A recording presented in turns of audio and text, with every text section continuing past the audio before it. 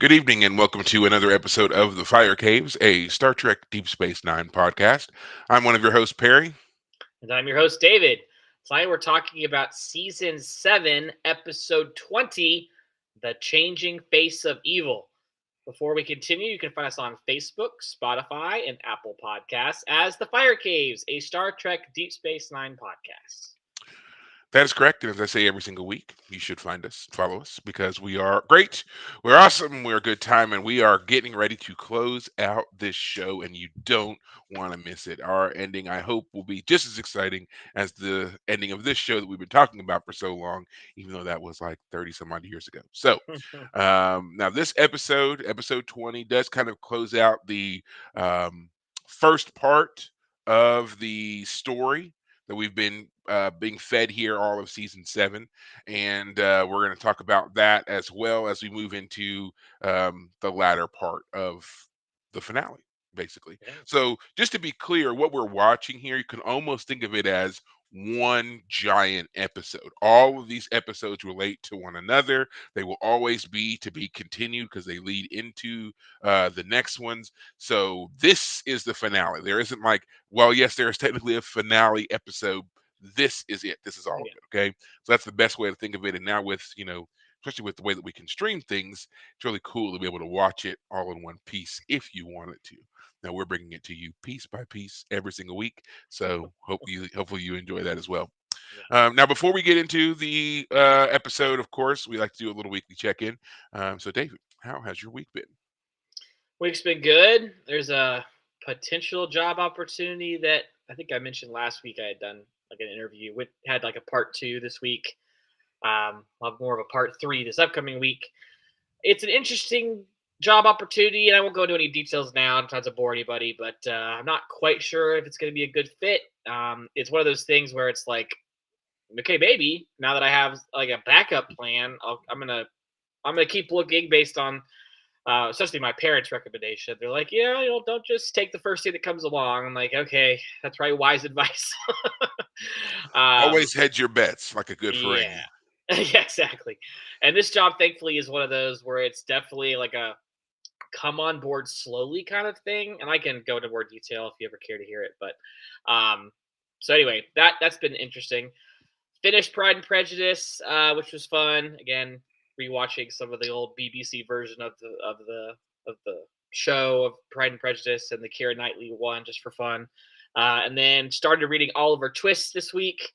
I know the story of Oliver Twist, like the basics, but it's been interesting to read the actual story.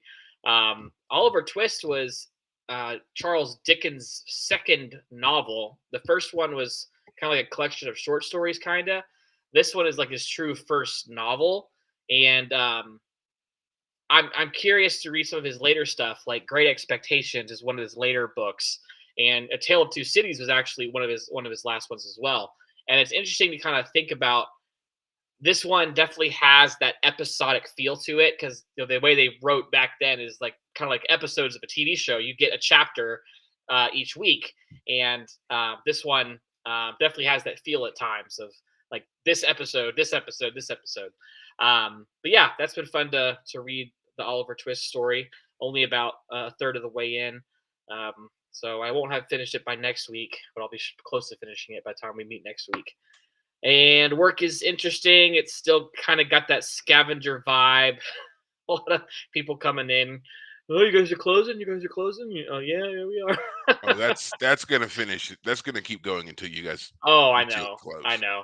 and it's Yeah. actually gonna get worse. Like that when like it's in your final days and Oh. Oh, yeah.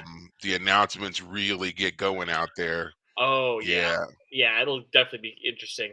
It's funny that you mentioned that too, because one of my coworkers called me today and said he's already going to be quitting to move over to Mattress Firm, where we both know one of the guys who's in charge over there, and he was my coworker was talking about that, and I was like, yeah, man, go for it.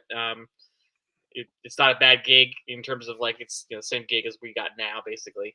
But it was Oh, fun I to. told them something vastly different. Well, I mean, I wasn't there to I wasn't there to shoot him down. Just be like, yeah, yeah, I know, our mutual friend. We know who he is, and um, anyway, so it was fun chat with him for a minute or two.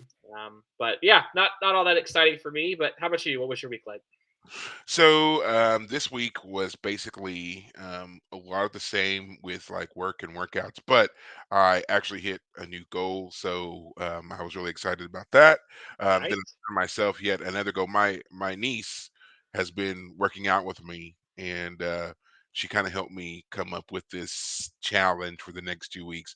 So here in Texas, school starts August 12th and 13th, depending on where you are in the region or whatever. I don't know Mhm. how they break it up, but some schools are starting on the 12th, some schools starting on the 13th. I don't know why. They just Right. are. I guess it's to drive parents crazy because it's like all the elementary schools, that's what it is. All the elementary schools and below start on the 12th. Middle school and above is the 13th. So if you have a child that's or a couple of children that are splitting that, sucks for you as a parent because you've got 2 days you've got to like Ah, all this back to school nonsense. yeah. Ugh. Um, so anyway, to the challenge. Um, Basically, I've got till the day before she goes back to school because that'll be our last workout together because obviously she's going back to school to hit my new bench press max of 405 pounds. So if I do it, obviously great. If not, I don't know. Like we haven't decided what will be the punishment, I guess, if I don't whatever it is. But I'm actually really close. I did 365 pounds just last week. Wow. Repped it out 5 times, so I felt pretty confident, and I was able to do the whole thing all by myself. So I was like, you know what? I feel like if I really push it, I could probably do like, you know, 380, 395 right now. But I just want to be able to totally, clear the bar from the rack, do it with confidence and everything else. So I'm going to spend all the rest of this time really trying to work myself to that goal and Right. see if I can hit it or not. So, Wow. so no more. So basically, I'm not allowed to really do like full on hardcore bench press for like the rest of the time. It's all about doing things to perfect form and all the other kind of stuff so that I can really, nail this when the day comes. So there we are. Um, I have been like I don't know if I was talking with you or someone else, but we were talking about book, classics. I think it was you because we were talking about The Count of Monte Cristo, and I think we also talked about Three Musketeers.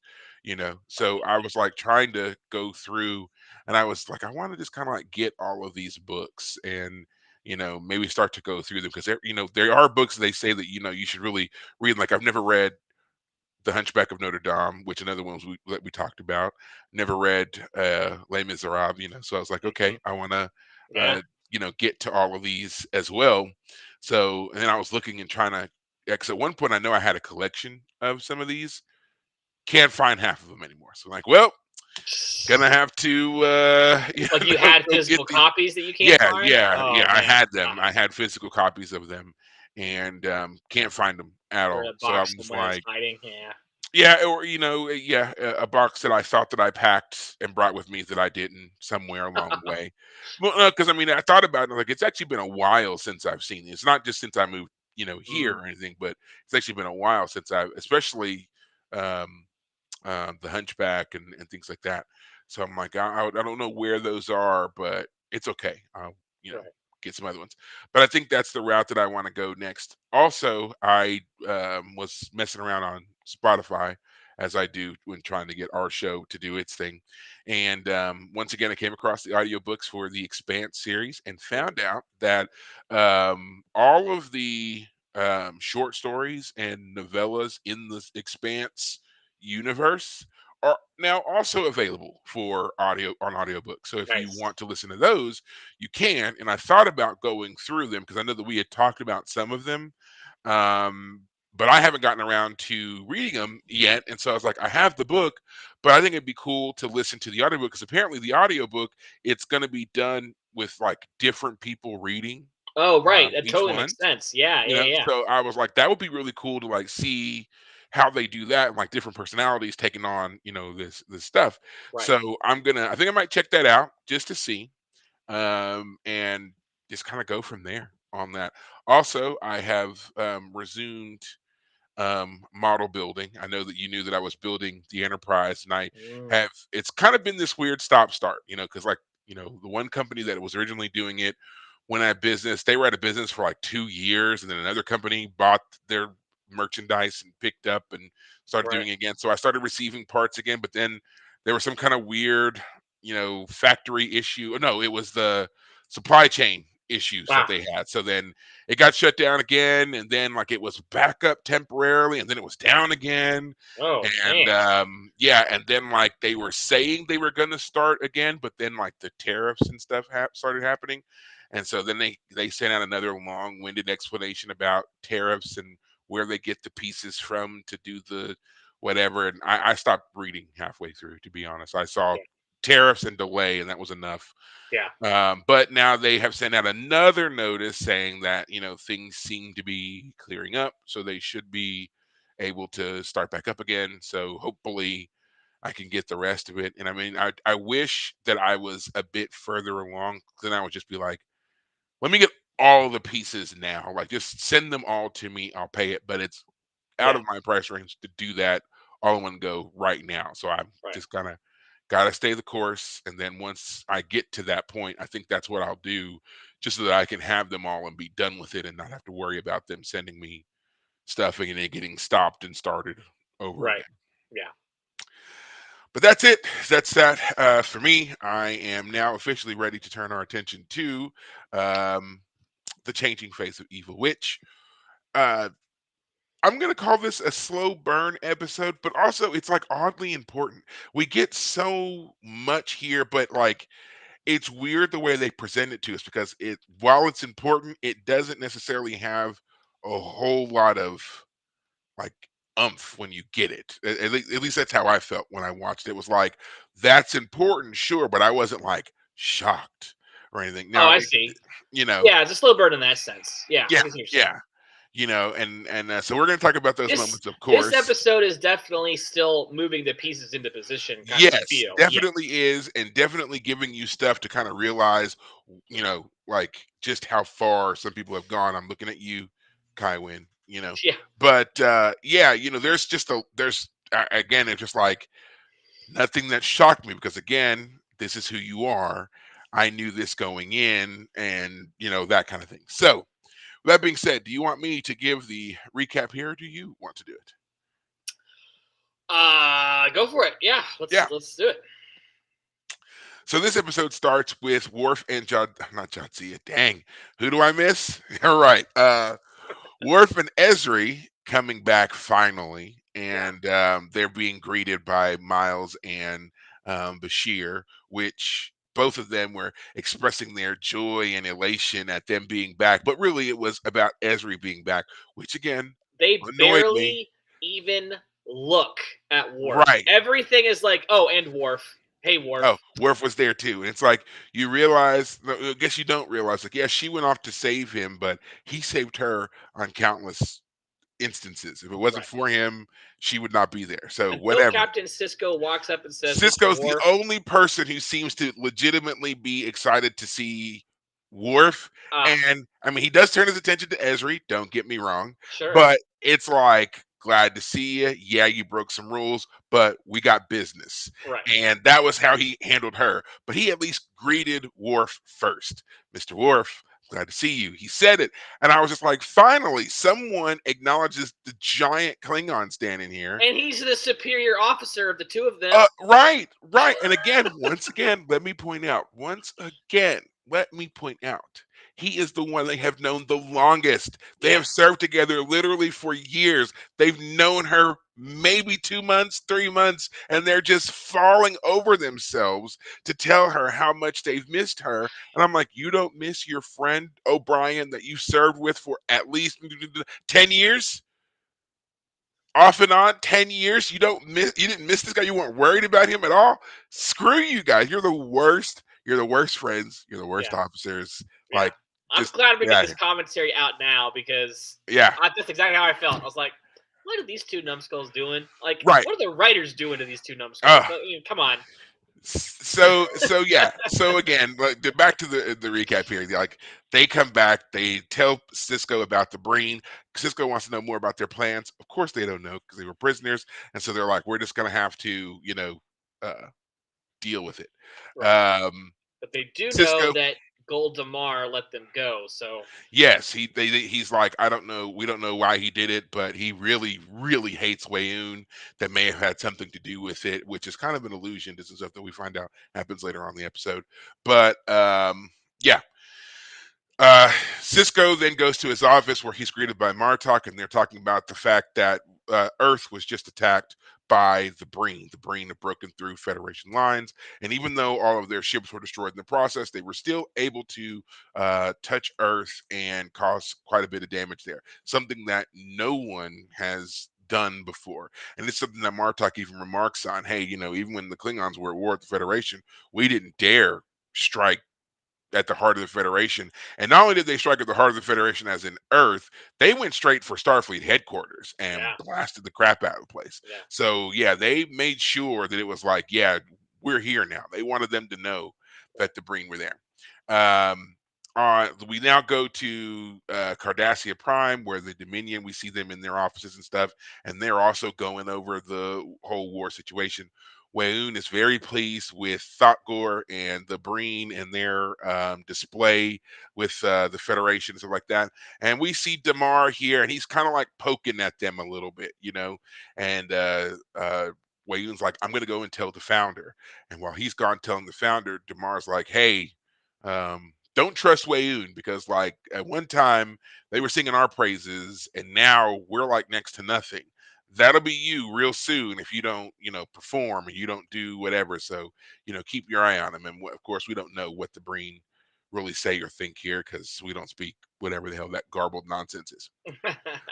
Um, Cisco's upset. He returns to his quarters, I guess, to kind of like find some peace, but finds none because Cassidy is there and she is attempting to cook, and she has ruined whatever it is that she's attempting to cook, which also appears to be some peppers that Cisco was growing and that he really seems to enjoy. And she has absolutely just burned him up, destroyed him. Now, side note, if you live in a society where growing your own stuff takes a lot of specialized skill, and the other person who's growing them also is an accomplished chef, I get wanting to surprise them or whatever else, but Yeah. you might want to leave that alone and stick to the replicator until they show you how to do whatever. She's done broke out his pots and pans, and she's got his Burner, heating elements and it's everything else, smoking. and she's filled the whole place with smoke and ruins. Yeah, and he's like, it took me 3 months to grow these, and they're gone. No one touches my pepper. Like he's devastated about it. I was just like, I can't believe. Like, don't do that. Like, just don't do Yeah, that. But anyway, yeah. so I mean, but they're doing it's the married life thing, and they're settling into each other. And he quickly forgives her for that. And she's like, "Oh yeah, this is going to be my last week here. I'm taking a job. Freighter's running, whatever." And he's like, "No, you're not. The Breen are out there attacking. You're not going anywhere." And she's like, yes, I am." And they kind of leave it at that for a little bit, but we'll circle back to that.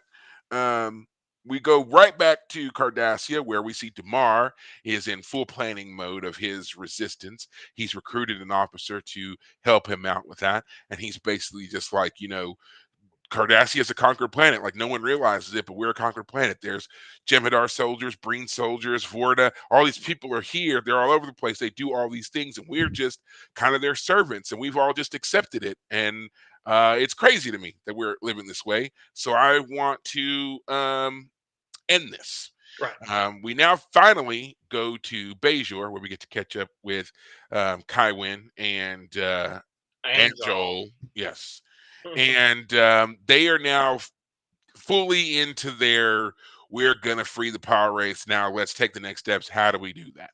And she doesn't know, he doesn't seem to know, but they happen upon that there's a text that they need, an ancient Bajoran text. It's called the Costamogen.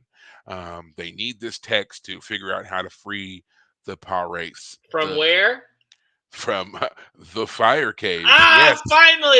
He said it. Finally! He said the thing. Yes. I was like 5 episodes away from the finale, And we we finally. hear about it.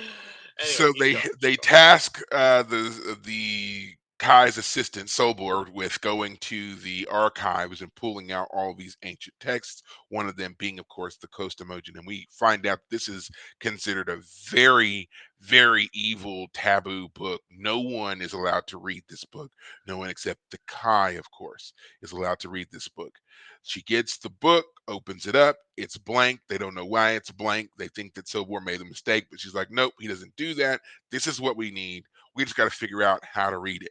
She starts having him bring her all of these other ancient evil texts that typically people don't ask for. Sobor gets suspicious and he's talking with the archivist, and they're like, we don't know why you're asking for all these evil books. We don't know what's going on with you, but this is not good. You need to stop doing this. And she's like, chill. I know what I'm doing. Be quiet. At one point, she falls asleep during her intensive study, and Sobor comes in there, and I guess he figures he's trying to save her from herself, and so he starts taking some of the books. And he's going to return them to the archives.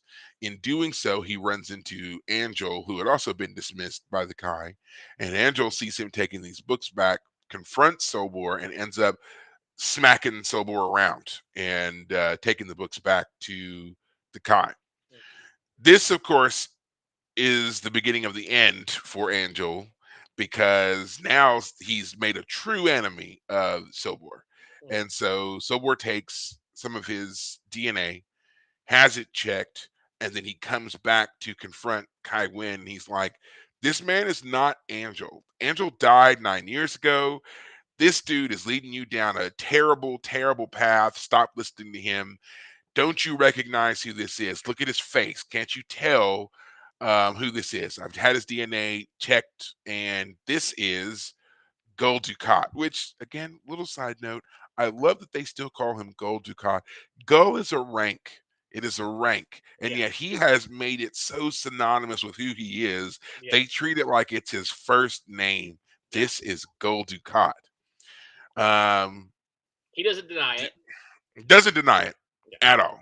And he's like, yeah, I'm here to help you, and the Pirates sent me to you. Have to complete our task for the Pirates. To which Sobor hears this, and he's like, "Whoa! I mean, I already thought this was bad, but now you're talking about freeing the Pirates. You're both terrible.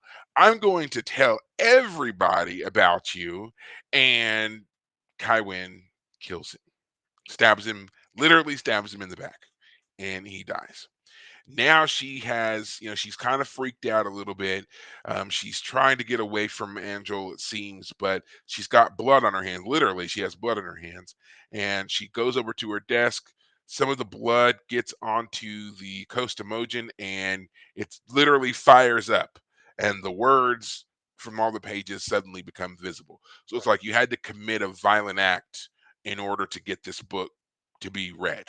Yeah. So now she's like, I'm in. We got to get rid of the body, but I'm in. Right. Back on the station, Cisco again. Cisco earlier, I forgot to say, had basically told Cassidy, "Yeah, you're not going." Right. He then had he had a brief meeting with Odo about some security arrangements, but it turns out he had also surreptitiously contacted the Bajoran Freight and Commerce Exchange and had them put Cassidy on a paid month leave, so she did not have to work and be out there, uh, messing around and potentially in danger. Right. Cassidy finds out, confronts him in Odo's office, excuse me, and basically tells him, "My job is just as important as your job. Don't do things to interfere with what I've got going on here. Call whomever it is you called and have them put me back on active duty." So he does, and he later apologizes to her in his quarters. He brings her some flowers and all that kind of stuff, and admits that, yeah, he overstepped here. He shouldn't have done what he did. She accepts his apology, and they're kind of getting ready to settle down for the night when there's, the door chimes. He thinks it's Quark, but it turns out to be Admiral Ross.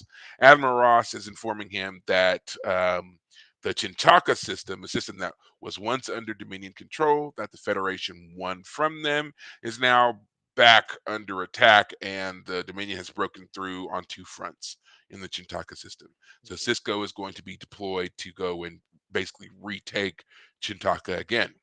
Now they're on the Defiant. It's all of our senior officers because, of course, when heading into a intensely dangerous battle zone, you leave your massive station without the leadership of anyone from your senior staff and stick them Yeah, on the your unseen ship. night shift takes over. Yeah, the D team is now in charge of the most important outpost in the Federation. Yeah. Okay, so off they go, and we're listening to them on the bridge as they run through their various system checks, which we haven't heard them do in a while, which I kind of like, I have to admit. Seeing them do all that kind of stuff.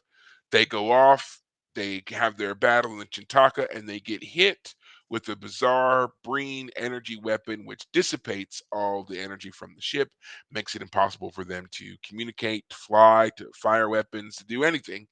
And they're basically set adrift, and the Breen blow up the ship, but not until, of course, everybody makes it to an escape pod and gets off the ship. We lose the Defiant.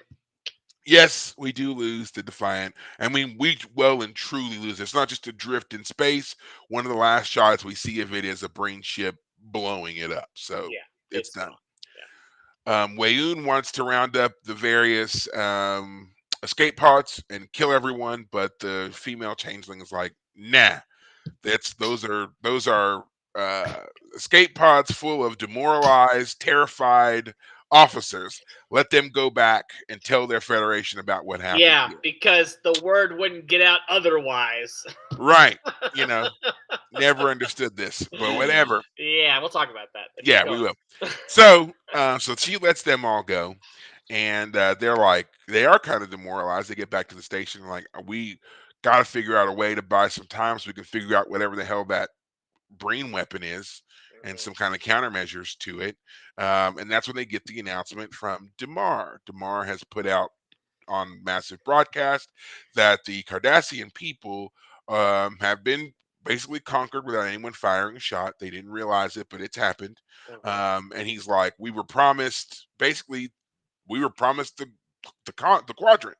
And so far, all we've got to show for it is a spectacular number of troop losses Mhm. and lost territory, and we're not sharing in any of the spoils whatsoever. And we're just becoming more and more of a subjugated people, and I won't stand for it. So resist, resist, resist, resist. And as a part of the new formed resistance that I am leading, the fifth, third, and ninth order have struck against a place called Rondak 3, which we later find out is the site of the Dominion's cloning facility where they clone all their Vorta, in particular Wayoon. And who does Damar hate the most?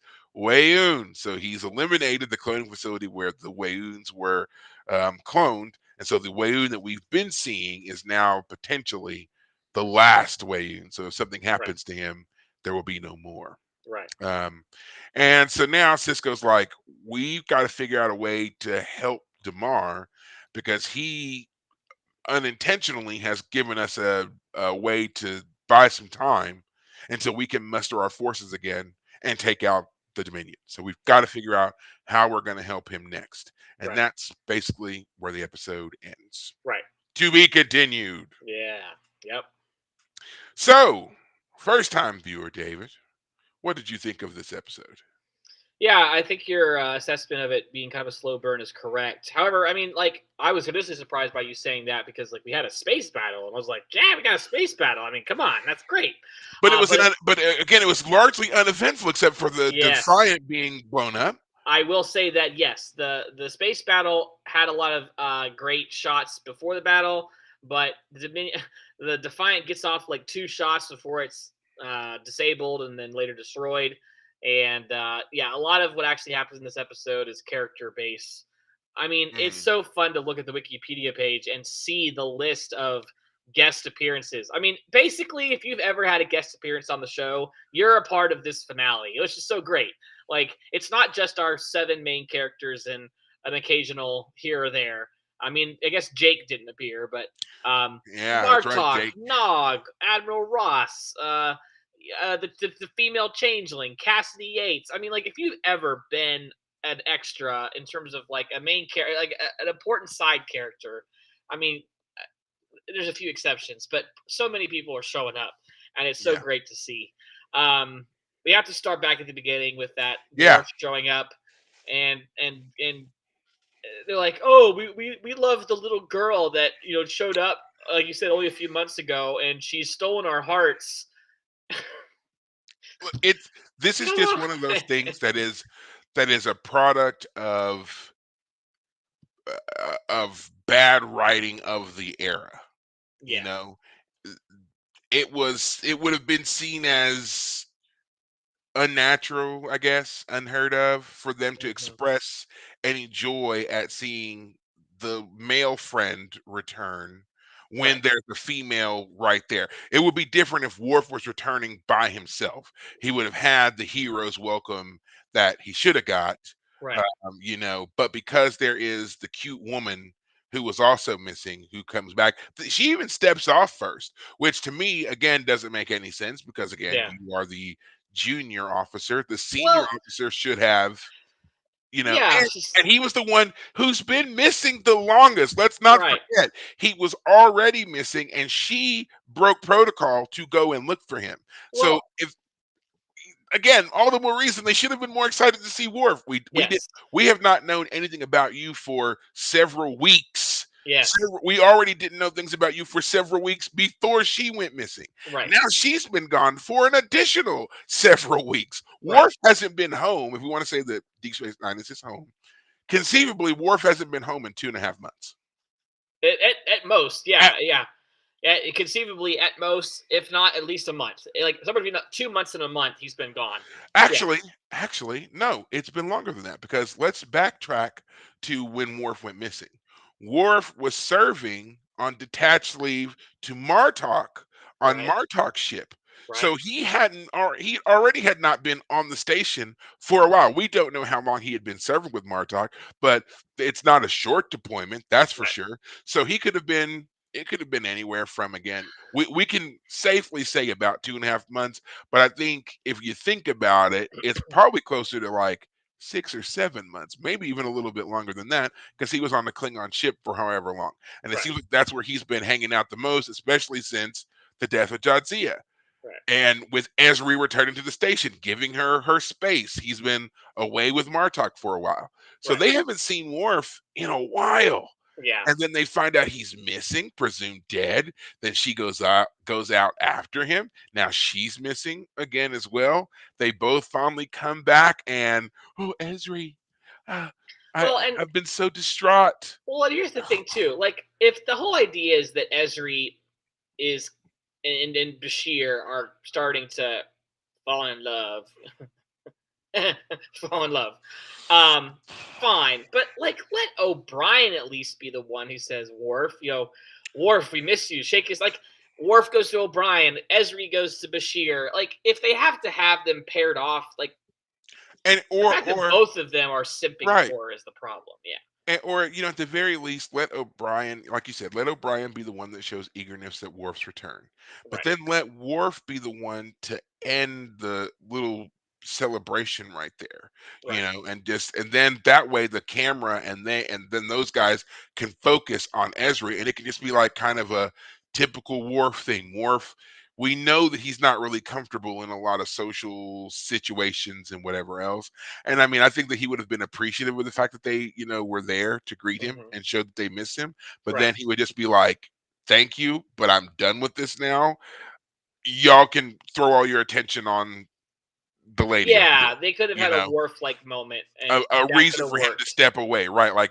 Like again, they're understandably showing the kind of attention and everything to him, and then Cisco comes around the corner and is like, sorry to interrupt, but I got to steal Worf away because we need to Right. debrief and we need to, all that other kind of stuff.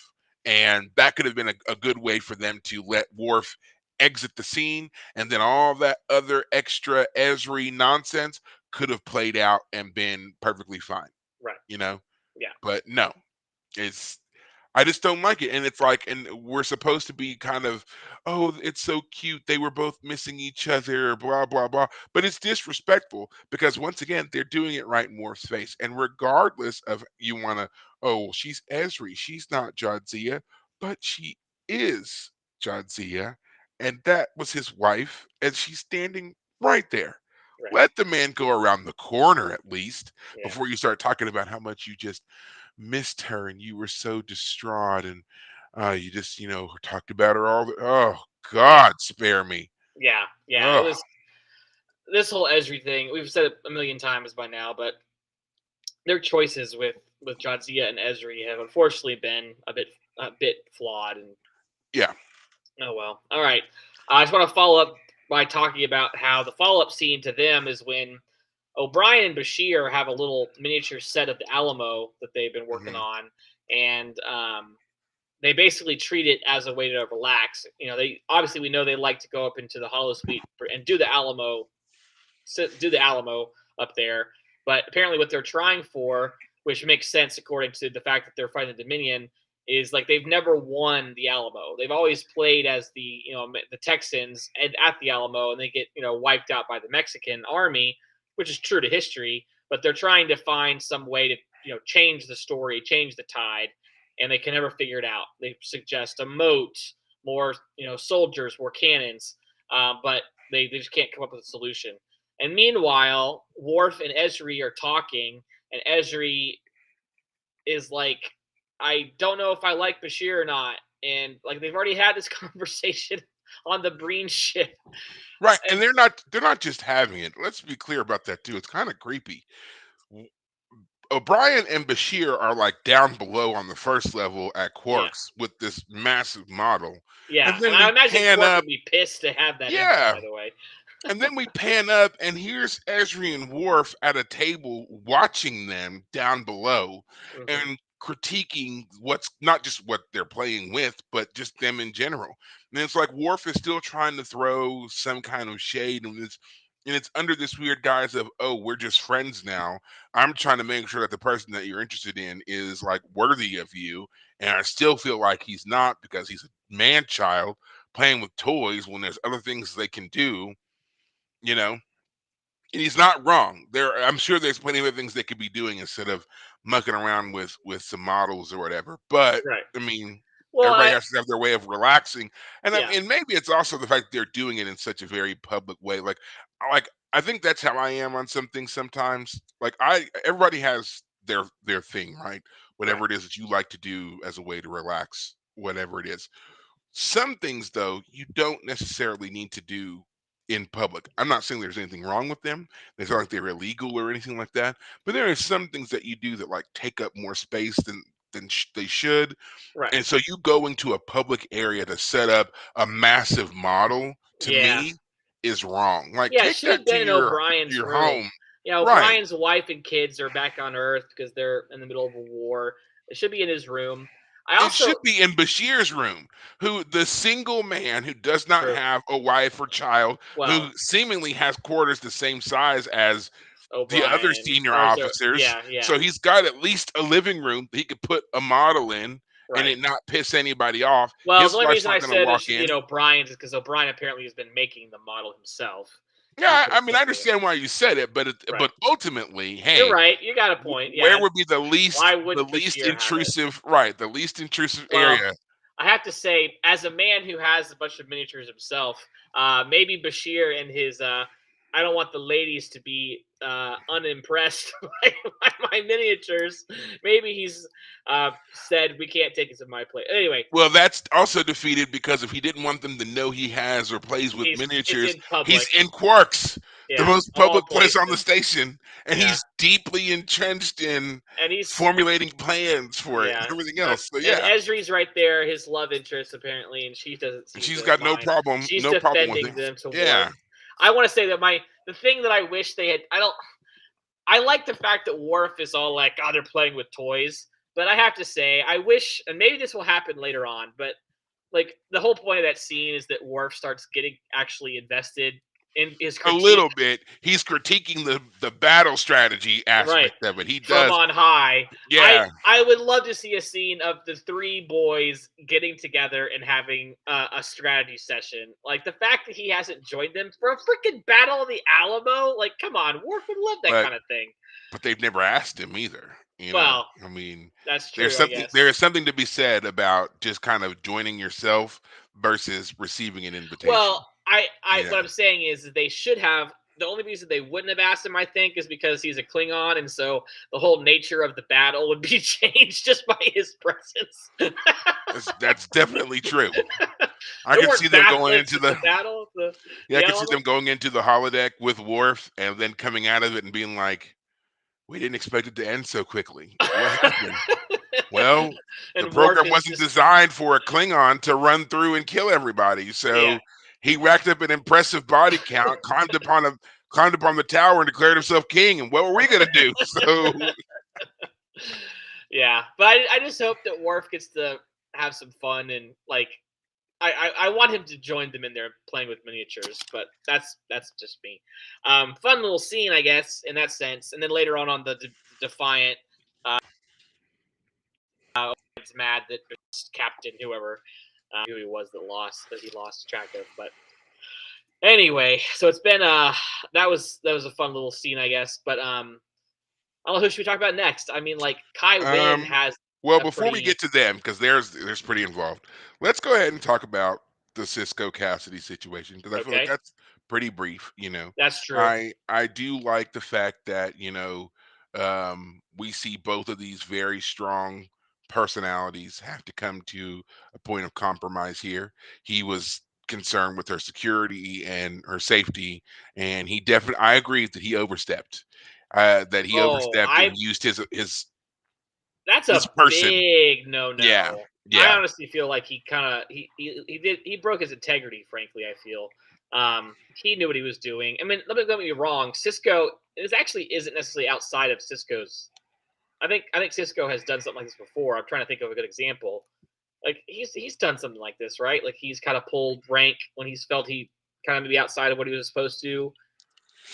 Is that I don't know. I'm trying to think of a good He example. the only thing I can think of that comes to mind is when they were chasing down Michael Eddington, and he was ordered off the Eddington case, but he put himself back on it when the other He captain of the reappeared. Malinche got damaged Oh, or whatever. He right, immediately, because Starfleet was going to task another ship, another officer after the Malinche was damaged to right. go after Eddington, but Cisco was like, "Nope, I Yeah, got this." yeah, And that's like the closest thing I could think of to where he just was like, "This is mine.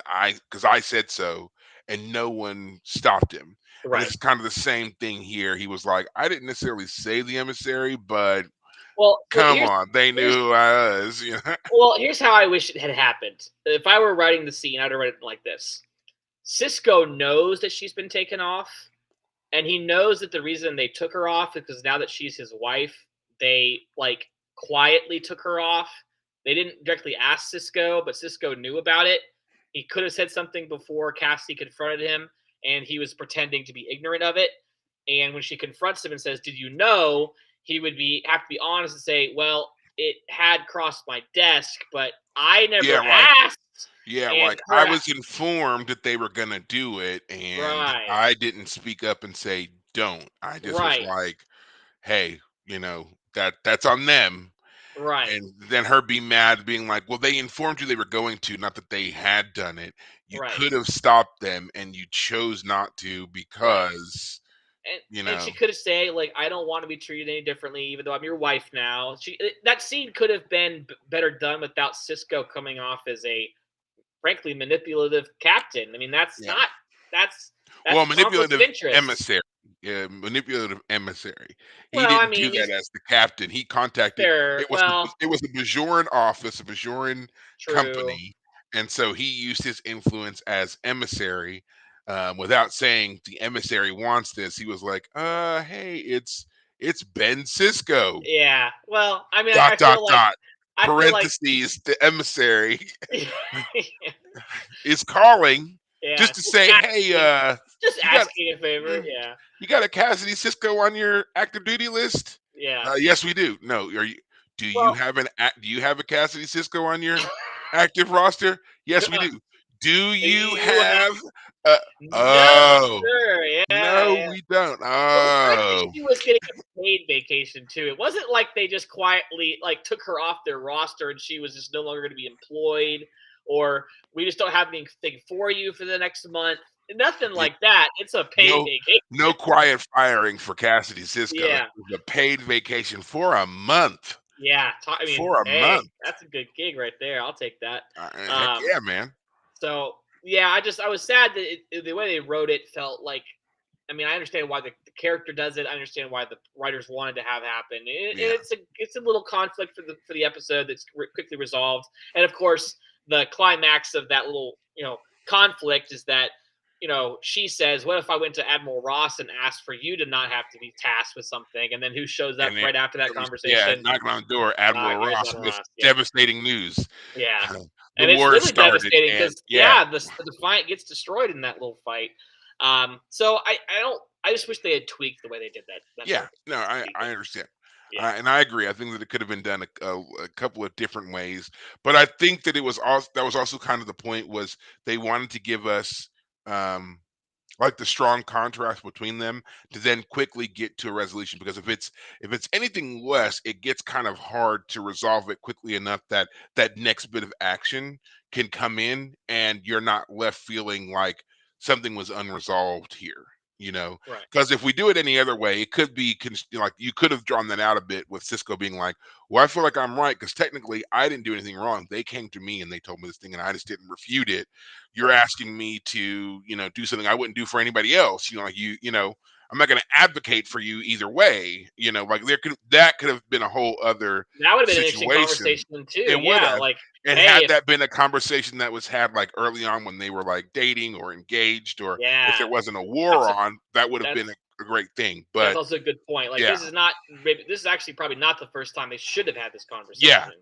But Um, it's certainly not the time now to have it. So we need to set up a very clear that these are two people who were on opposites of an issue, but now they both very much understand each other and have right. come to a resolution and they're good again. We don't Right. need them upset when this other major thing's getting ready to happen. So Right. that works out in this regard here. Right. I also I don't I maybe it's just a small little thing. I wish they had given Cassidy more clearly like a recipe she was trying to work from as opposed to her just throwing Yeah, things in a pot. well, I mean, and we don't, and to be fair, we don't know what if there was a recipe or not. We just know that it contained these peppers that he had been Right. meticulously growing and saving. I wish that she had told us what she was trying to make. Right. Like Yeah. all she says is, "I know that you like these peppers," Right. and I I'm like, also "Okay, well, were you just like trying to fry him peppers and that's it?" Like I've never heard of that meal at all. So tell me what it is you were trying to make, and now I can really judge how bad you were doing whatever it was you were doing. well, and here's the other thing too. Like she uses peppers. I mean, frankly, I mean, it's so bold that she like used them all. Like, oh my gosh! Like, hey, I wanted to make you something real quick. I snuck one of your 5 peppers, and he could be like, okay, well, at least I had my 4 peppers. Or the fact that she is like, Cisco is so like distraught and like holding it together over his peppers, and she's like, oh, I'm sorry. I'm like, come on, babe, Well, let's get a little she more emotion in quickly there. I do like that she quickly acknowledges. She's like, "You're the chef. I know that now. I will never do this again." She takes off the apron, gives it back to him. "You do Yeah, all the cooking from now on. I get it. I right. never again." Yeah, I like that she, hey, this is my limitation. right. I'm good. Like this will never Well, be a problem ever again. yeah, I like that. I don't like people who like, of course you messed up, and they're like, yeah, it was a mistake, I'm sorry, next time will be better. No, no, no, there is no next time, yeah, failed. especially not in this kind of setting Yeah, where it's rare for someone to truly cook for you with real ingredients, things they grew and cultivated themselves and everything else. All of that takes time just to get to a point where you can actually use it to prepare a meal, and right. for you to just take it and burn it, Hmm. and yeah, not have a way to really replace it right away. It's kind of selfish. Yeah, So yeah, I it's that was a part of it that I didn't like. It's like you know that growing these things takes a long time. Like yeah, don't do that. right. Don't do that. Yeah, Don't mess with the chef's ingredients. and I Period. think it would also been fun. And again, maybe we're just talking about too much, but maybe it'd been fun if Cisco had been like, "I'm gonna save this. Like that's how good I am. I'm gonna save it." Or maybe, another thing they could have done too is just be like, not him get so upset, but be like, hey, I appreciate it. don't do it again, but also Yeah. next time let's cook together. I will show Yeah. you how to do this. That way Yeah. that won't happen. Like, I don't want you to feel like you can never cook and that you should stay out of the kitchen or whatever it is. So how about I show you a few things? That way, Yeah. I would have liked that kind of conversation between the two of them as well, just to Right. show that they, work on kind of sharing things a little bit. But yeah, Yeah. that's it. That would have been Yeah. enough for me. Yeah. Exactly. So now in the final bit, we have to turn our attention to Angel and Adami. So Mm. two A I names that love I how you're don't like. using their first names. Exactly. Did it on purpose. Angel and Yeah. Adami. Yeah. And these two, man, I mean, again, giving credit to Louise Fletcher and Marco Limo, they have a chemistry Yeah. that is right now is unmatched. Like, we've talked multiple times about how Cisco really steals the show. Avery Brooks really steals the show when he comes in, especially when he delivers his powerful, those lines, everything else. We didn't get any of that from him in this episode. It's almost like someone told him, "Hey, we really need you to dial it back for this one because the story, while your part of it is important, the Mhm. main focus here needs to be Louise Fletcher and Marco Limo and what they're doing." And Right. I mean, man, did they deliver. I thought every bit of their scenes together, of their story that we saw, not just their scenes together, but of their story that we saw, was really well done. What I really like about this whole thing, you're right, Louise Fletcher kills it. What I love about what Louise Fletcher does is she's right back to her old self. Like she's still Yeah. that Yeah. she's bent over her desk and she's unpleasant to work for, talking back to like just cancel it, just cancel it. I am the Kai, I do what I want. Like she's not changed as a person, even though she's changed like who she quote unquote worships. You know, she's Well, she didn't. It wasn't like she changed to start worshiping better angels. She's right. worshiping the demons. So Well, yeah, my her point her is like attitude is definitely fitting. well, my point is she doesn't come off as someone in this episode as like filled with new purpose. She's I can't wait to do the thing. I'm so excited. I no, she's reading books and she's feeling depressed and she's moaning about herself and oh, I'm so glad you're here, Anjal. Like she's still this petty person is what I'm getting at. She's still this like She's got this. I Go imagine ahead. that her helper guy, whose name Sobor. is Solbor, like I imagine that the what's different is not her attitude to him. It's like the fact that she's canceling everything. My point is that she's not like a whole new character. She is not changed because she's now chosen to follow the pod race. She still feels like Kai Wynn. She still feels like a jerk. She still bullies her way around.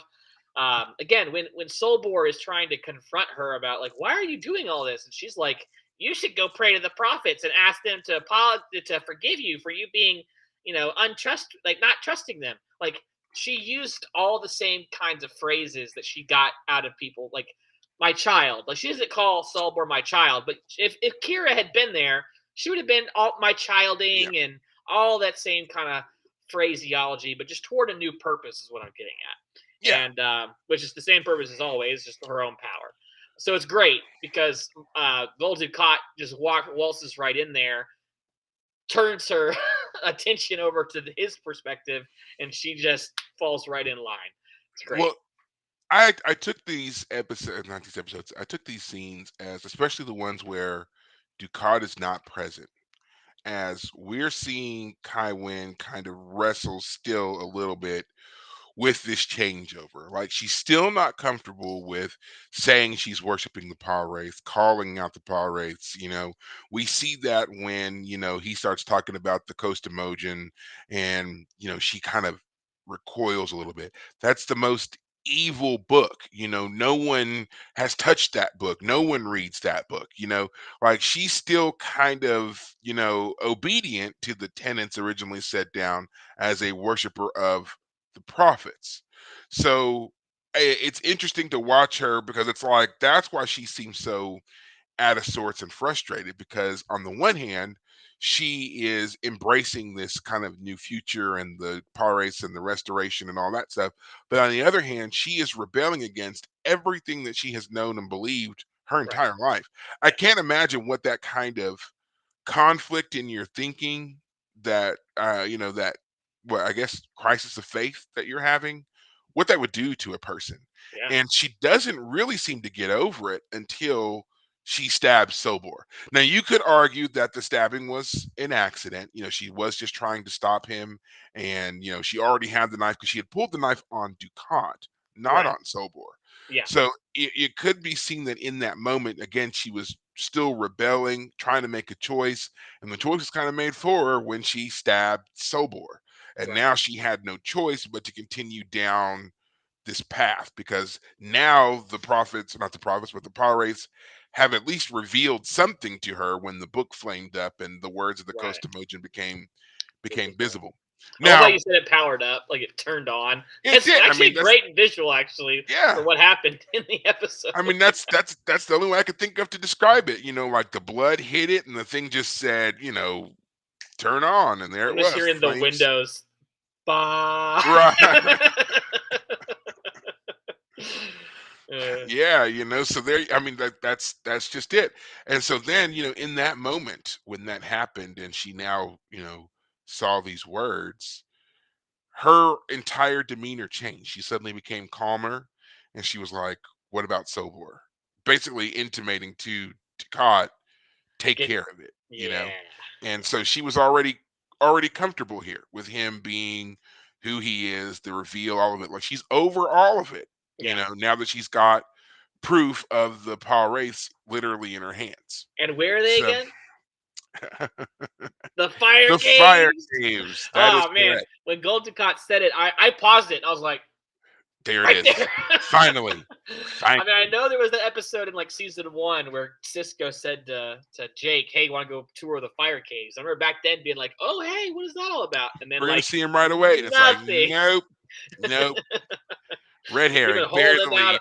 lead. I have to ask you right now. So when you decided you were the one who chose the name the Fire Caves, Mhm. did you know that it'd be all the way at the very end before we really know Oh, what that no. is? I And definitely knew. I and definitely knew. And that's part of the reason that I chose it because it's like to me it make perfect sense to be our name because it's something that we don't have to like there's so much about it that it takes a while to get to it and mhm, then it becomes just critically important. So it's just like that's what I want the show to be. Like we have all these great things that we talk about, but like what a great way to like enhance your enjoyment of the show by right, listening to us, gotcha. and getting to hear our And I perspective still on don't stuff. even know all that much yet. I mean, this is only the first time it's been mentioned for real, for real. Yeah. So I'm looking forward to finding out more. Like Oh, and we will. We'll what find out. actual is it? Yeah, Yeah, we'll find out so much more. And I mean, we've actually heard the fire caves because we heard about it then when he mentioned it with Jake. We hear about it when Keiko is inhabited by a pirate. Let's that's not true. forget Yep, she yep, was exploring some part of the fire caves when she was inhabited. So right, we know that the pirates are in there. You know, what we don't know is like how they got trapped in there. Not right, really. We know that right. there was, some battle between the Pirates and the Prophets. They lost and were kicked out, but they were kicked out of the Celestial Temple. Why did they go to these caves on Bajor and Mm. have just been held up in there for countless, Are you saying these are millennia? questions that we're going to be looking forward to having answered, or you're I'm just saying they're just questions. saying? You Okay, never all right, all know. right. Never know. I guess that's not fair to ask just yet. I'll have to find Not out for yet. myself. Yeah. Not yet. Still got a lot of things we can cover with this one. Gotcha, Yeah. gotcha. Man. But yeah, I love that another part of this story that I really love is, the dedication of Sobor. I feel like it's important Mhm. because even though he saw Kai Wen changing and saw the influence that Angel had on her. Mhm. He still remained dedicated to her and Mhm. whatever it was she was doing. And Mhm. it wasn't really until she started asking for these evil books and stuff like that he really started to like not just Okay, question what's her, up? Yeah. right? Not just question her, but also question Angel and be like, I've known, I could just imagine that he's being like, I've known Kai Wen for a while. Mhm. This is not something that she would do on her own. Where is this coming from? And Right. being able to trace this all to him. And even still, he was willing to do it. Like he went and got her the Coast Emojin. He went and got her a bunch of the other books containing also known evil demonic texts and stuff like that. He Hmm. was still willing to do all that. Even he was willing to help sneak the stuff back into the archives so that no one else would question her Right. and what she was doing. He was trying to help her. And Right. it wasn't until Ducat hit him that Yeah. he made a true enemy of Sobor. And Well, that's you what got think? him. I mean, how long? I mean, if he had to go get a DNA sequencing, we didn't see him after he got hit by Gul Dukat No. taking anything. I feel like maybe he had got that process already rolling, but that like just confirmed it for him. I mean, you feel like it Well, was at that moment that it truly was like, no, I got to figure this out. no, I think that's what it was. I think he got hit and he recognized the true danger that Angel was offering here. Okay. Because before he was just kind of this weird sycophant lover of Kai Wynn, you know. He didn't have any real way of proving that she was well that Angel was influencing her to get these books. He wasn't Right. there, and didn't see Angel being like, okay, now you need this text, now you need this text, go with this book. Like he didn't, there was no way of knowing any of that. So he just kind of had just feelings to go off of. But Right. then, with this confrontation and Ducat being like, put the books back, and him telling him no, and then him backhanding him, and I think that's when he got the skin cell sample. Okay. All right. Um, you I know, mean, it's presumable that the DNA sequencing can happen pretty quick. So yeah, yeah. it's very possible. Well, and I mean, we don't. And again, it wasn't necessarily pretty quick because remember, um, she was asleep. He came in and Sobor took the books while she was sleeping. He gets confronted by Gul Dukat. Gul Dukat takes the books back and brings them to her. Right. He wakes up Adami and then he's like, there's still work to do, but you need something to eat. You need to rest. You need to whatever. So we see her later on now resting and eating and being comfortable. We don't know how long that process was. Right. And I would say I'll give him a couple of hours that, have someone to prepare her food, bring it to her, she eats. Now she's relaxing comfortably. All that's going to take a little bit of time for her to get so comfy the way that she was before finally being willing to resume work. And that's when Sobor comes in. So just trying to explain a little bit of the time here. It wasn't like he just immediately walked down the hall and there was a lab set up for them to do this. And then 30 seconds later, he's right back there. There was Right. definitely some time that went here. And Right. then he comes back and it's like, not only is he not Angel, he is Gul Dukat, you know. Yeah. So and even in that moment, like Sobor with confronting her, I still feel like he was on her side. Like he was on her side right Right. up until Ducat mentioned the paw race. And she was That's like, when, yeah. yeah, that's when everything went off the rails. Right. Yeah, you're right. Yeah, he was trying to defend Kai Wynn. He was definitely questioning her, but it was Anjal that he was questioning Hmm. as do you not recognize him? Yeah. I love that. Yeah, I do love the fact that Mark Alimo gets to have his like real face, and he's not under all the Cardassian makeup. We get to see the man more as he's I guess human. hmm. And did you see that moment where it's after he had knocked down Sobor?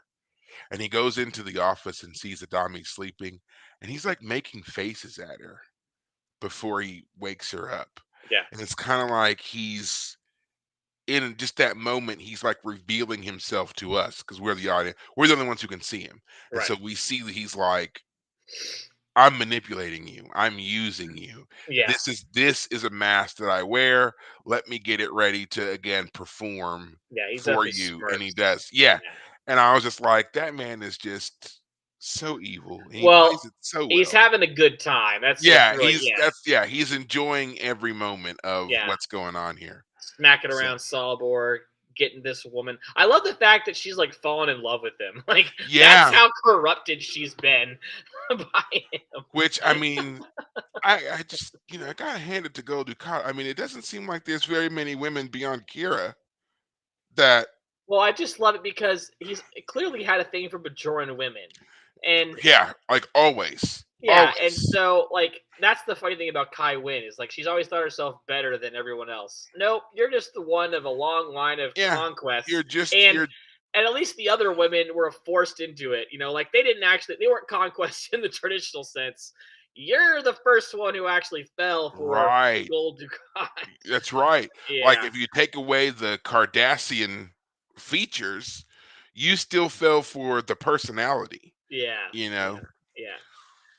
And Ugh, these two, like, the way in which how they go about everything, and I can't help but, like, think about that conversation they had when they were on Deep Space Nine, and it was, "We have to do all of this because the prophets have the nerve to put their faith in this foreigner." Like, they've yeah, picked this they've alien. picked this weird alien dude to come out here and tell us Bajorans what to do and how to Hey, live our Kai, life. remember that? Hey, Win, remember what he said that Right, last? right, like, Because here's he's Gold Ducat of all people. and you spit it out, he's not even Bajoran. Like, you were so incensed by Yeah, this, and yet, now not only are you taking advice from a non-Bajoran, but from somebody who was directly responsible for the subjugation and oppression of your people yeah. for 50 years. Yeah. It's like, it's just crazy, so Well, it was also funny about that scene when Salbor confronts him, as I said to you when you were doing the recap. Like, he doesn't deny it. He doesn't go through not some at all. sort of, "What are you Mm-mm. talking about? I am who I say I am. How dare you question me?" No, no, no. He's just like, he just says to Kai Wynn, like, "The Paul race have promised you," and like, I'm surprised Yeah, in some ways. yeah, that's basically what he said. He was just like, we've got work to do. Like, he just, like, almost like Sobor's not standing there.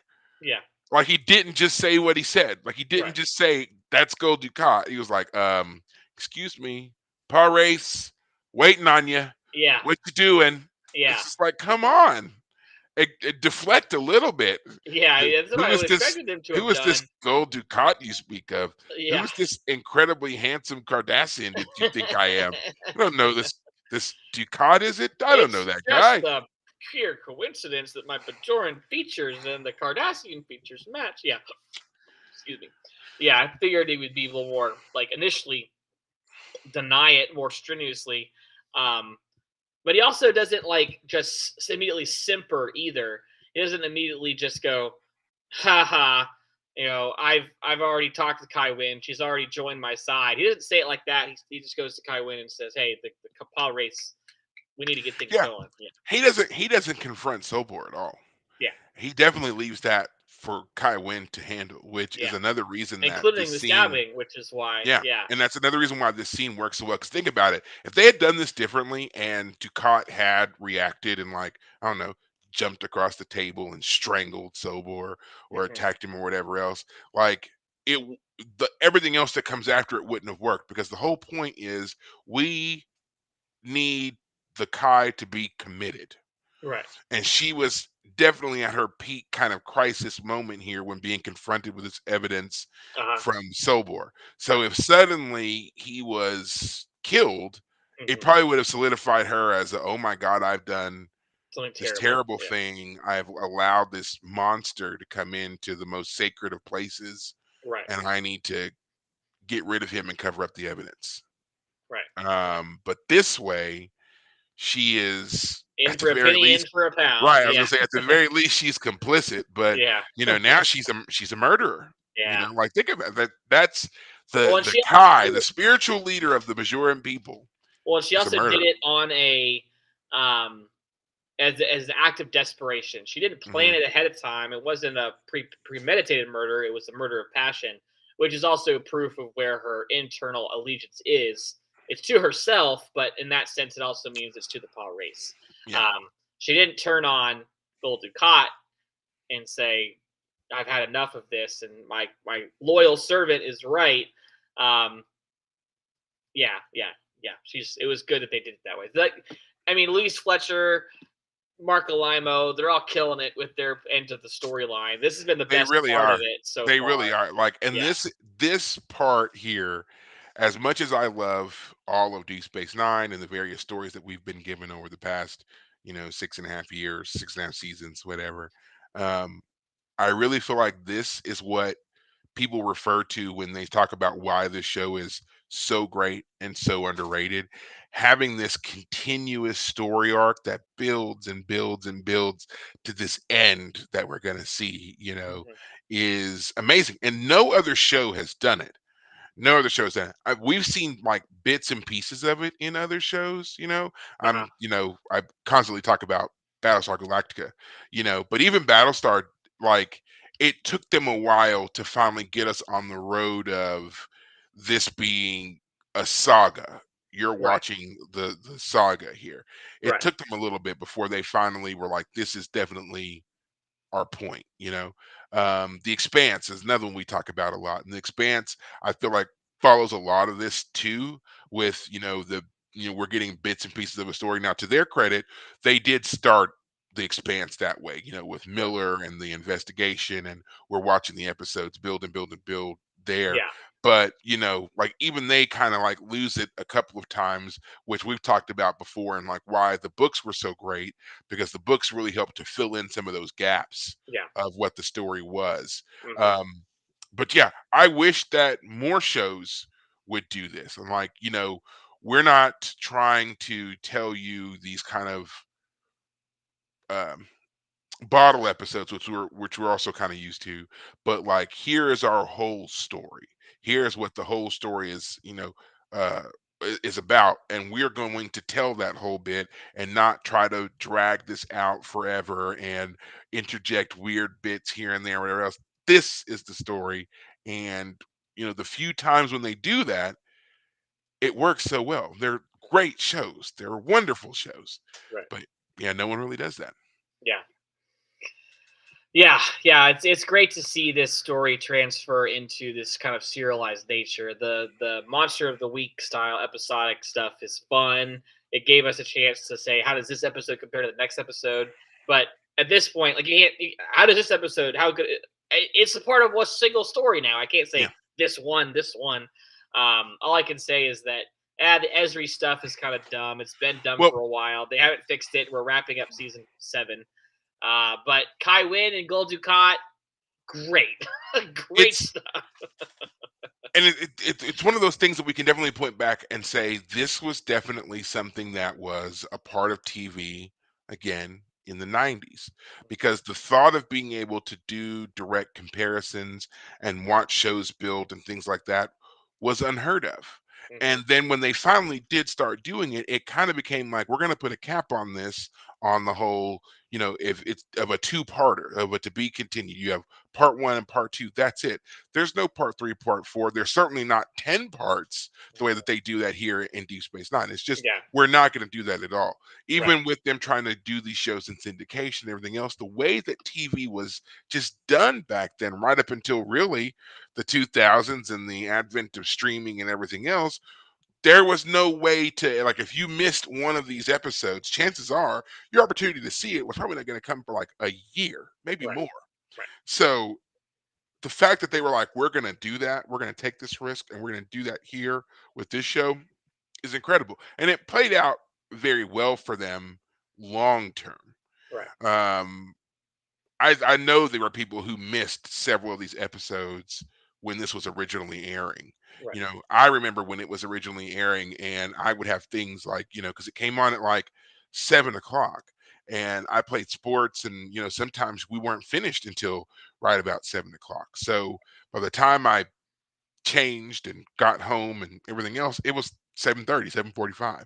Right. So I remember having to like set the old VHS to record, set the VCR to record, and Mm. all of that. And I had a dedicated tape that I would record the episode, watch it, rewind it, watch it again, rewind it, and set it so that the next time that it came on, it was ready to go. I didn't have to do anything. Nice. But that was, I don't know how many other people did that, you know? I did not. So yeah, that's Yeah, because I yeah, was I was adamant about watching this show. So, yeah. There wasn't a it's show just, that I was like, I gotta watch this show when I was a kid. So but yeah, and I mean, and now with the way that streaming works, you can watch 5, 10 episodes in a day, and it's no big deal, you Right. know. And I think that's why shows that do have more of a complex storyline tend to be a bit more popular. Uh-huh. But yeah, it's just like if more shows would do that, if more of these shows would switch over and stop doing the episodic um, content and go more towards we're building a story, we're building a world with you, we're building a universe with you, we're building characters with you. Uh-huh. I think they would find way more success. So Right. that's just my take. Um, Another thing that is funny because we mentioned recurring characters and stuff. I was watching another '90s show recently, late '80s, early '90s show, little show called MacGyver. I've mentioned that before, Uh-huh. and the recurring characters on that show, they always crack me up because they'll come on and they'll play a completely different character, and it's like, but I just saw you 3 episodes ago as whomever, but because streaming and syndication on stuff didn't exist, no one worried about, hey, in this episode, you're the evil villainous banker, but in this episode, you're the hapless victim that we're going to help save. You know, Right. it's like, yeah, I can't do that now, but they did it all the time before. So cracks me up with stuff like that. Well, I think that's going to about do it for us on this one. Any final thoughts? Anything that you feel like you want to make sure that we've discussed, covered here? We didn't talk Gul Damar. We can talk him real quick. Oh, that is true. We needed, This yes, this we plot line do is need to get in. important. Yes, it is. Um, He is our changing face of evil in this. I mean, he really is. He's gone from he was our enemy, mhm, then now he's like our freedom fighter. We're right. now the Federation is now trying to figure out a way to help him. Right. What a Yeah. change. Yeah. I love the scene though where Wei Yun comes in. Is like, there's something different about you. Like, Wei Yun, you son of a gun. Like, don't you catch on to me? Well, Like, it and was then he like great and at in the first concept of he tension. insults him. He Yeah. initially insults him. He's like, "Oh, there's not a bottle in your hand. That's what it is. Ha ha Yes. ha. You're like You're half not naked you're over not there. drunk. You're not drunk. Yeah, Which it's is like you're great half dressed." because I think it was the earlier scene that when that other officer went to go grab some Kanar and he did pour himself a shot, but Damar, Made him put it down. yeah, it like it is right. He's not listless. He's not purposeless. He has a confidence because he has a purpose now. And I like that. I like that character development. I like that Wei Yun was he's perceptive. He's caught on, but he Mhm. gets the wrong interpretation. Yeah. Oh, you were worried that we were losing the war, and now that we have our Breen allies, we're going to start winning again. And now you feel confident Mhm. again. And Goldemar is like, oh, like Yep, he's that's it. smirking at him. He's like, That's yeah, it. yeah, you figured me out. Yeah, go with that. Go with that. Yeah, keep thinking that. Keep Now, thinking that. I'm still not going to give Ducat. I'm sorry. I'm not going to give Demar a pass Sure.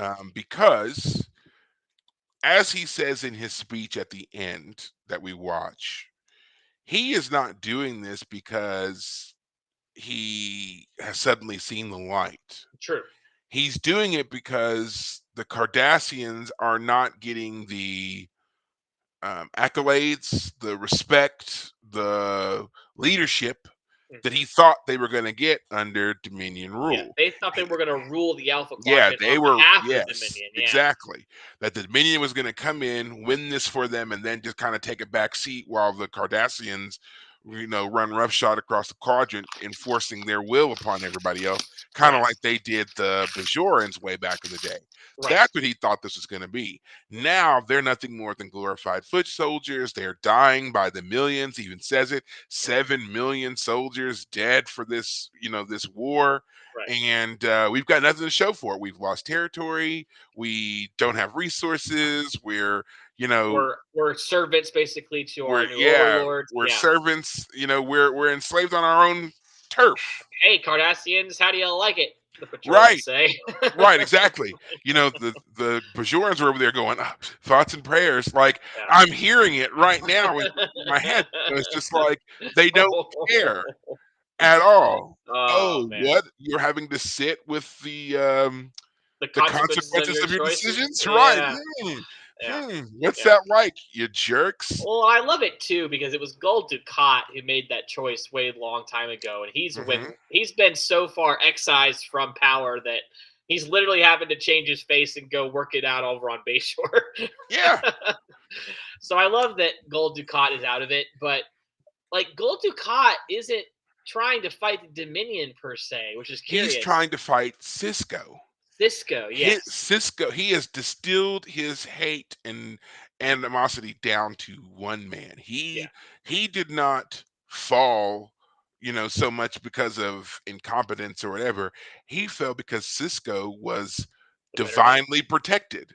And Oh well, so, yes. The you way he know, thinks about it, yes, yeah, the way divinely he thinks protected. about it, Cisco couldn't fail. He had the He prophets got on to his side. worship the Bajorans had always owed to Gul Dukat. Yeah, yeah, yeah, Hmm. yeah, yeah, yeah. Right. He was never so embraced. He had immersed himself in Bajoran culture and women and so forth, and he Right. was never so warmly embraced. And now here the prophets have sent this alien to, muck up all of his plans, Yeah, and so he's going to go the opposite direction. You got their gods on your side. I'm gonna get their demons yeah. on mine and take you Well, out. it's funny you say that. Like the whole like he's an alien come in and taken like to Gul Dukat's perspective. Yeah, Cisco's an alien. They're two different species, but like that's how much like he's not a Bajoran and he's not thinking of himself as a Bajoran even.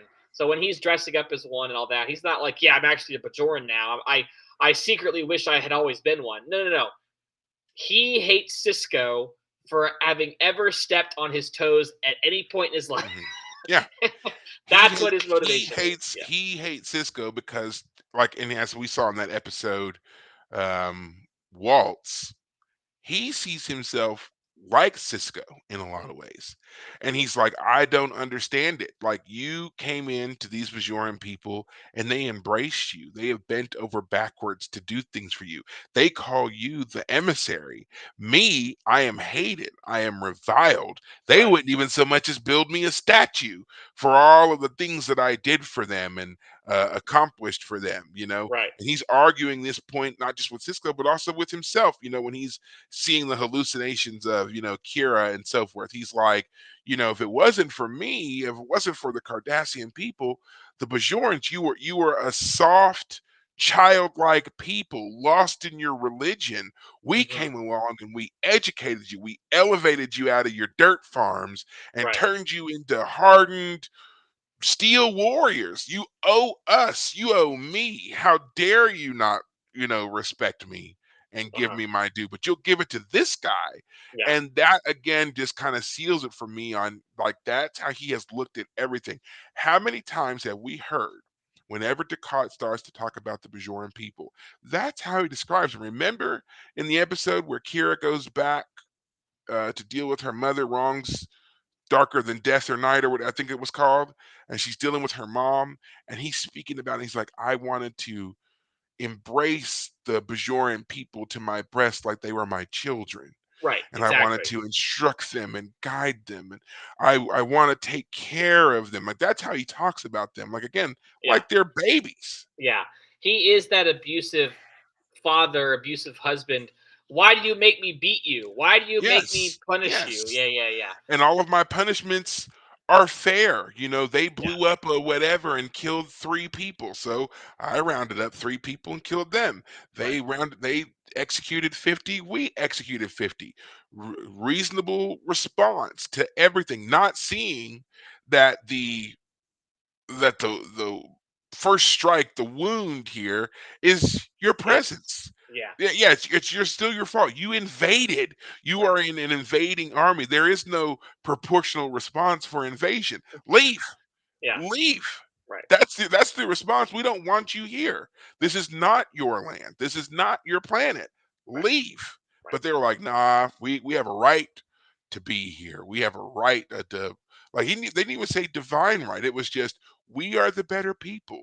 Yeah. We're smarter. We're Our stronger. We're philosophy more is better. educated. Yeah. Right. We're Yeah. more educated than you. We Our came here in technology was spaceships. further along. Right, right. We came here in massive spaceships. You guys were farming and mucking around in nonsense with your superstitions, even though apparently we've proven multiple times that your superstition, at least as far as we could tell, is real. You Well, know? I love the fact though that the wormhole didn't open up till the very first episode. So Gold Dukat for a time could have.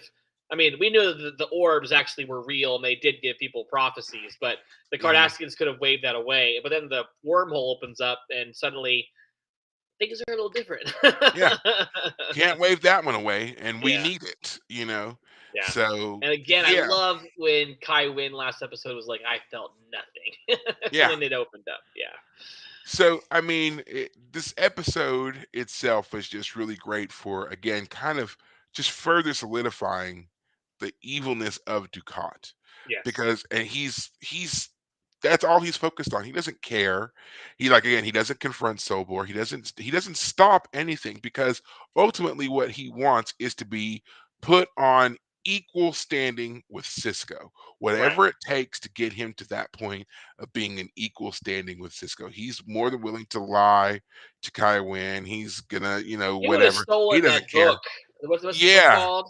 the Coast The Emojin. he would if Kai Wynn had you know backtracked, he would have just been like, all right, you got I got what I needed out of you. The book is right here. I'm gone. He would have run off with it just as easily.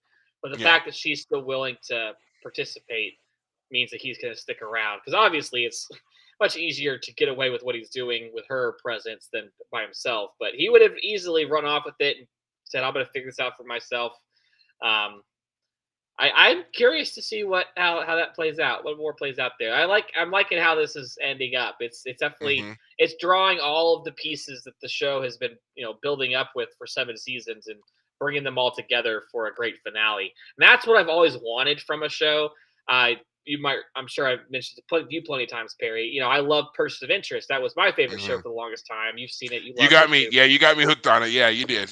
And the one thing I always was like, I wish they had done this better. Like there are some characters that like join the team, um, like they kind of like reappear every now and then. Usually some of the female characters. I wish the plot had like turned into like all of these characters they help over time turn out like to help them out in the future. Like, hey, remember that doctor we saved? Like, she's gonna help us Ah, with something in the yeah. future. And they like build up a network of people and like they're saving people left and right. And they're like, hey, we need you to keep this on the DL, but we need you to do this. And like they work up a big old network. I mean, the show was great as it was, but I would have loved like that all those side characters like Deep Space Nine has done.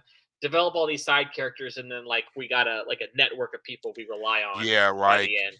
like just as a quick aside, just for this episode, we saw the Defiant get blown up, and we see the um, escape pods, Mhm. and Oh, we the need to talk change. about that too. Yeah. Yeah, and the female changeling lets them go, and it would have been cool if the ship that picked them up was Morn's ship.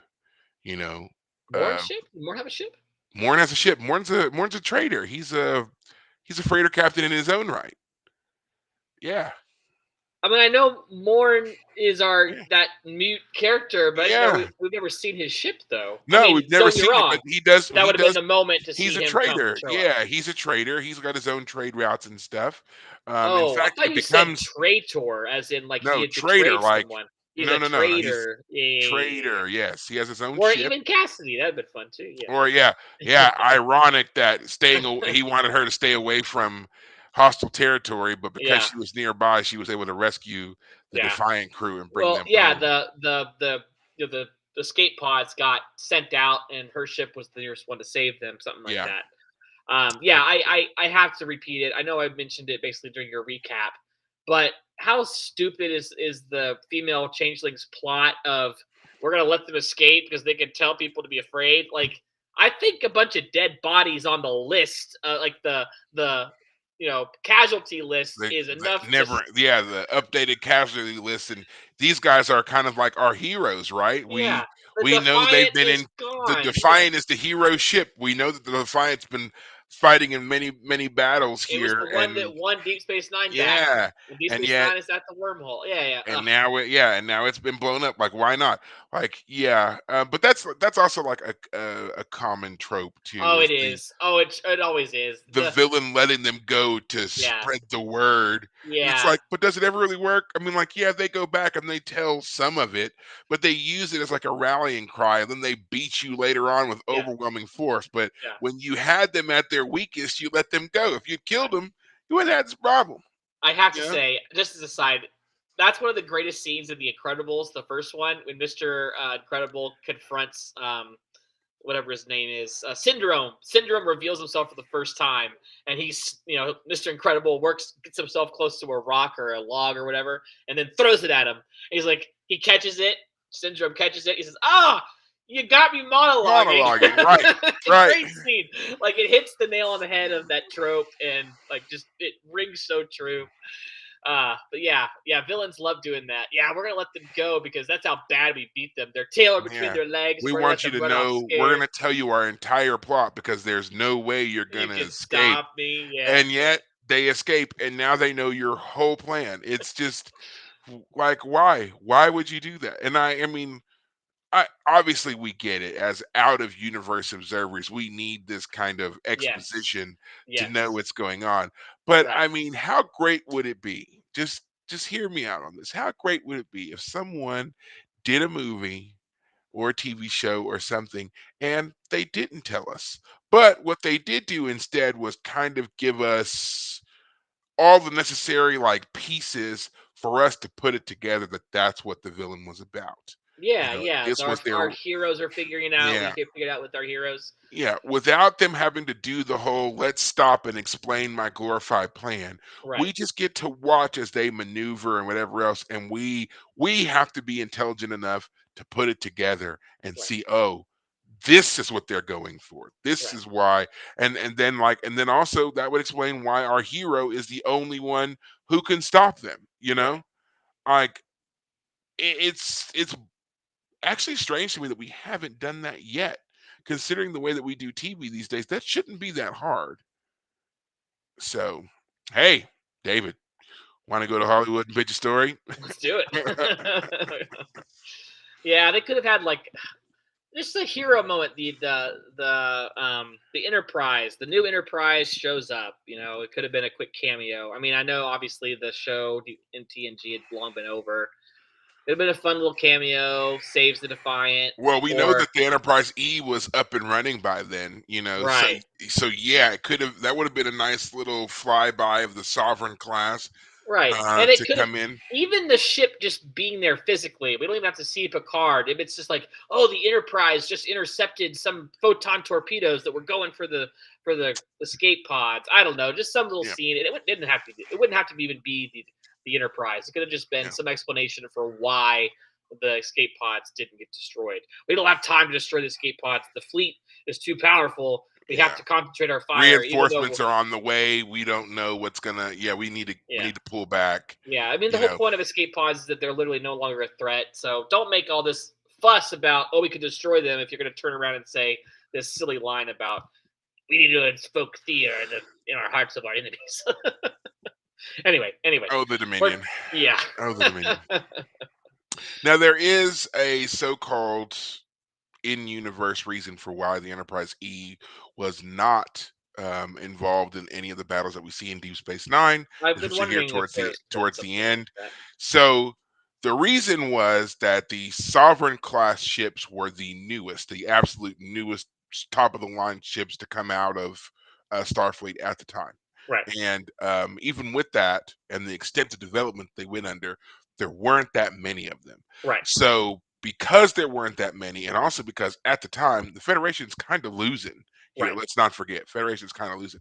They were afraid that if too many of these new top of the line ships were out there, that Mhm. they could be analyzed and ultimately defeated while they were Oh, still trying to, work out the kinks keep them on and the back line right. for towards yeah, But also, again, because the Federation was losing here, there was also a need to bring in new allies. So Hmm. the Send new out the Sovereign big class powerful ships ships. were Yeah. being sent out to be like kind of a not only a show of force, but also a show of technology. Yeah. So that when they met new candidates, potential They're candidates to join, they were seeing the best and the brightest of the Federation. Why they're wouldn't you want to be a part of us? Look at this wonderful ship that we've got yeah. and all And these they're crazy things. Yeah. and as those big ships, they're already very self-reliant and on a Yes. massive scale. Yes. They could They could typically they handle could stand to themselves. be in Yeah. deep space for years if necessary, Right. and that was another reason why these ships were not seen. So they say not seen here. I find that Um, to be a very reasonable explanation, I have yeah, to say.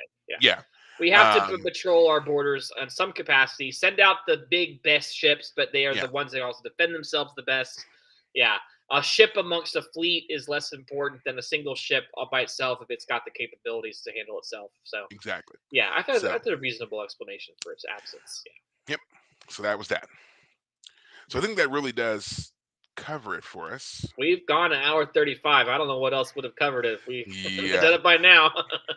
we'll try to get our episodes back down to an hour. I know. Nah, we're to the end. Okay, Let's we're to enjoy the end. ourselves. No, Yeah. all right, all right. Well, we'll see. We'll see Yeah. with them. Um, New Trek updates, real quick. Obviously, Star Trek: Strange New Worlds is active now. The new season is now we're 3 episodes in. So again, if you want to watch that on Paramount Plus, please go ahead and do so. The Star Trek Starfleet Academy. The trailer is now available everywhere, not just on Paramount Plus. You can watch it YouTube, wherever it is that you want to do that. I'm already hearing some mixed reviews about some things.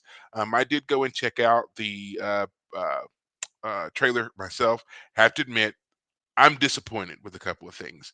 One, there are some hero references to characters from Deep Space Nine, Next Generation, and so forth, and they didn't do it right, not at all.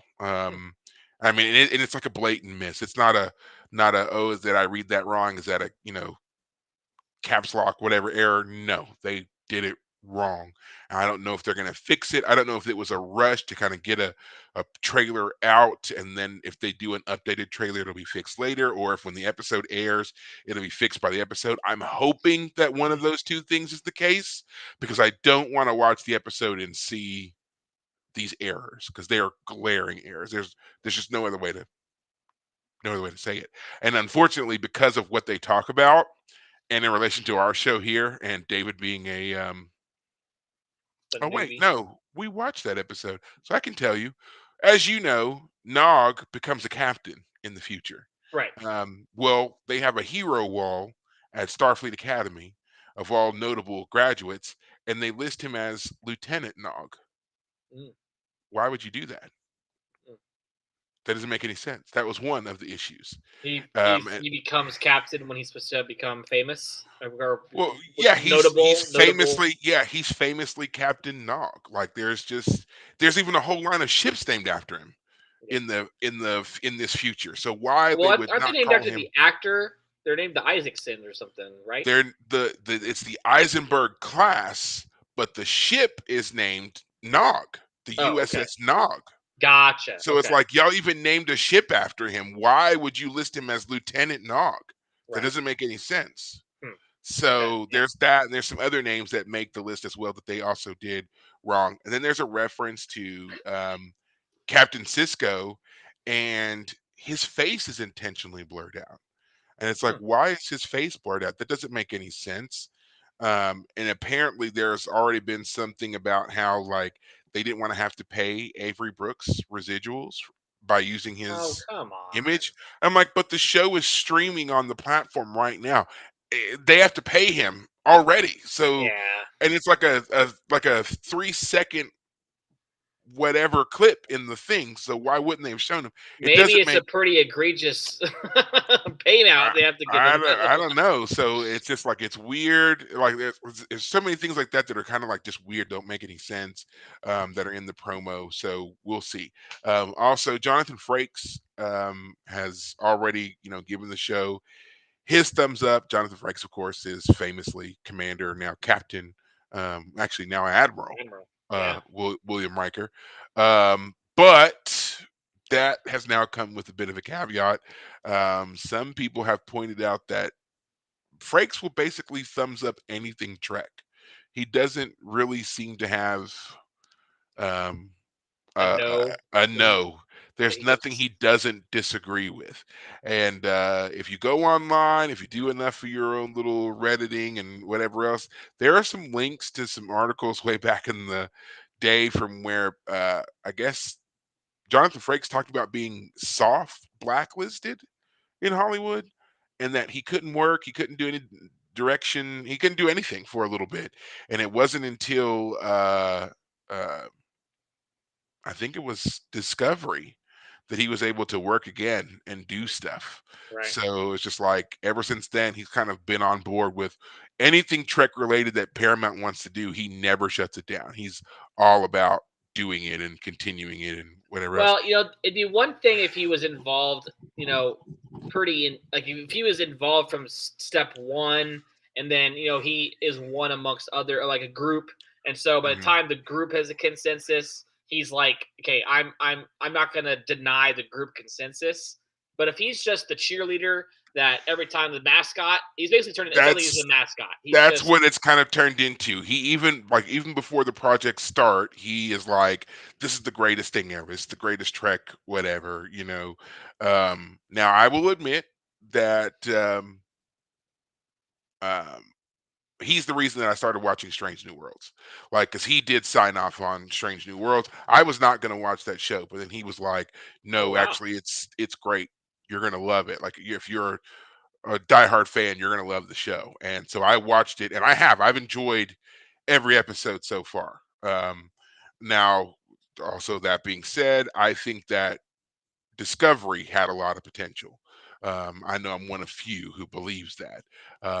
There's Don't get me wrong, Discovery had its issues, but I still feel like there was a lot more they could have done with that show if it had continued. They just needed more time. But yeah, he's already very much on board with the new Starfleet Academy show. So I guess all you can really do is see. And last but not least, the final error that's been called out a lot in the trailer is there appears to be a female Jem'Hadar who is in Starfleet and she's at the Academy for some reason. Is she an instructor? Is she a student? Is she what? No one knows. But of course, what was pointed out is that famously in a season 5 episode, I believe it was, of Deep Space Nine, when the Jem'Hadar and our Deep Space Nine crew have to work together. uh-huh. Jadzia Dax is questioning one of the Jem'Hadars, and he says there are no Jem'Hadar women. They don't have them. The Jem'Hadar are grown in tanks, Right, and they're genetically modified and so forth. So there are no women right, because they don't propagate their species the same way. So there right, was no need for women. So now, granted, this show is set 700-800 years in the future. In that future, so it's the 32nd century. hmm Who knows how the Jem'Hadar have changed between Deep Space Nine and then? Maybe without the interference of the Dominion, the OG Jem'Hadar genes were able to reassert themselves right. and women came back. We don't know. Hopefully, they give a decent explanation for why she's here, considering what we know and have heard about the Jem'Hadar. Hmm. Don't think they'll do it because they're famous for not. But I really hope someone says, you know what, we're going to do y'all a solid this time, and we're actually going to explain this because it does need explaining. Yeah, So we'll for see sure. how that Yeah, goes. you're right. Like we have an explanation for why they don't exist. So Yeah, we've got a you have pretty to backtrack solid that. one. Yeah, you're going to have to explain that. Yeah. And don't just give it a, oh, well, Whoopsies. genetics crazy, right? Yeah, like, yeah, I don't want that at all. So we'll see. We'll see Yeah. how that goes. Oh, I also don't want it to be actually it's the best kept secret of the Dominion. There were Jem'Hadar females all along, but Oh, because they wanted male soldiers, they were killing them and right. persecuting them and subjugating them and blah blah, like Okay. experimenting on them to perfect their cloning purposes and whatever else. And there Right. have been secret Jem'Hadar females all along, and then they were freed by Odo, and he came back to the link, and now we're able to be people. Oh God, please miss me Yeah. with that. Just Okay. So you said all that, and that reminded me of something. This is a big spoiler for the Dune series if you're interested in like the larger lore. And if Okay. anyone who's listening doesn't want to hear this, you can cancel now because we're already at an hour 45. Spoilers. I Right. You just can yeah. leave. So it turns out, you remember the weird ghoulish looking dudes from book 2, the what are they called? Let me look it up. Not the Benny Gesserit, Uh the the Benny Telexu or whatever they were called. That's it. The Telexlu. Those weird dudes. They're like really creepy, and Yeah. they always talk about the axolotl tanks. If you might remember that. It turns Hmm. out that they're women. They have turned all of their women into biological vats of like chemicals, and they just turned their women into like scientific objects.